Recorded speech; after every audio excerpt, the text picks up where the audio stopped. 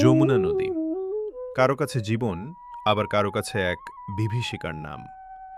ভাঙন আর বালুচরের অনিশ্চয়তা, যেখানে একসময় ছিল কৃষকের দীর্ঘশ্বাস আর হাহাকার, সেখানে আজ বইছে আনন্দের হিল্লোল।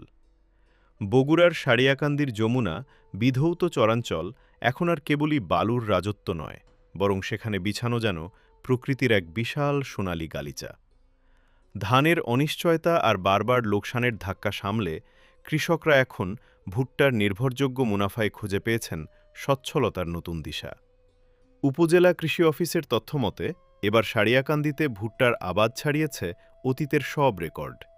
চলতি মৌসুমে লক্ষ্যমাত্রা ছিল ৭,৫০০ হেক্টর, কিন্তু আবাদ হয়েছে ৮,৮৯৫ হেক্টর জমিতে, অর্থাৎ লক্ষ্যমাত্রার চেয়েও প্রায় ১,৩৯৫ হেক্টর বেশি জমিতে দোল খাচ্ছে পুষ্ট ভুট্টার ছড়া। আমাদের বগুড়া জেলার সারিয়াকান্দি উপজেলার ভুট্টার লক্ষ্যমাত্রা ছিল ৭,৫০০ হেক্টর।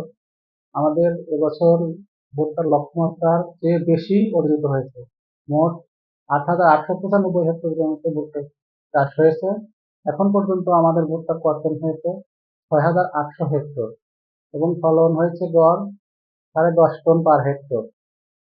আমরা আশা করছি ভুট্টার ফলন যেহেতু ভালো হয়েছে এবং দামও কৃষক ভালো পাবে। সবচেয়ে আশার কথা হল, এই মোট আবাদের মধ্যে ৭,৫০০ হেক্টরই হয়েছে যমুনার দুর্গম চরাঞ্চলে। একসময় যা ছিল কেবলই ধুধু বালুর প্রান্তর, আজ সেই প্রতিকূল পরিবেশেই সোনা ফলাচ্ছেন চরের প্রান্তিক চাষিরা। ১৩ শতক জমি অল্প কিছু টাকা খরচ করছি, এতে আমার ভুট্টা প্রায় ১৫ মণ হবে। বাজার অনুযায়ী বাজার দামও বেশি, এতে বেশি লাভজনক হতে পারে। প্রতিকূল আবহাওয়ায় ধান বা অন্য ফসল চাষে লোকসানের ঝুঁকি থাকলেও ভুট্টা চাষে সেই ভয় তুলনামূলক কম। এছাড়া দেশে পোল্ট্রি ও ফিশ ফিড শিল্পের ব্যাপক প্রসারের ফলে বাজারে ভুট্টার চাহিদাও এখন তুঙ্গে। তাই বিক্রির জন্য কৃষকদের আর আড়তে দৌড়াতে হয় না, পাইকাররাই নগদ টাকা নিয়ে পৌঁছে যাচ্ছেন কৃষকের দোরগোড়ায়।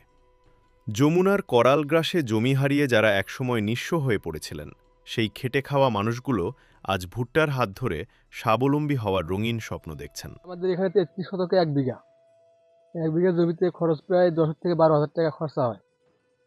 ভুট্টা যদি ভালো হয় তো ৪০-৪২ মণ ভুট্টা হয় আর কি, বিঘাকে প্রতি। আর খরচ হয় ১২ হাজার টাকা মতো। যাই হোক, যদি বাজার কাঁচা বিক্রি হয় ৮০০ টাকা মণ আমার এই জায়গায়, ৮০০ থেকে ৮২০। আর শুকায় নিজে শুকায় বিক্রি করলে বিক্রি করা যায় ১১০০ টাকা মণ। তাতে মনে করেন যে ওই ৩০-৩৫ হাজার টাকা বিক্রি নামে। ওই বিঘে প্রতি ২০-১৫ এরকম লাভ থাকে আর কি, ফলনের জমির উপরে বেসিস করে।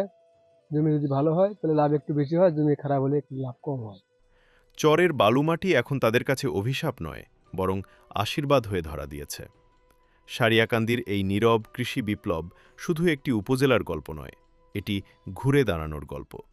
প্রত্যাশা একটাই, সারিয়াকান্দির এই সফলতার ছোঁয়া ছড়িয়ে পড়ুক দেশের প্রতিটি চরাঞ্চলে, দূর হোক কৃষকের দীর্ঘশ্বাস।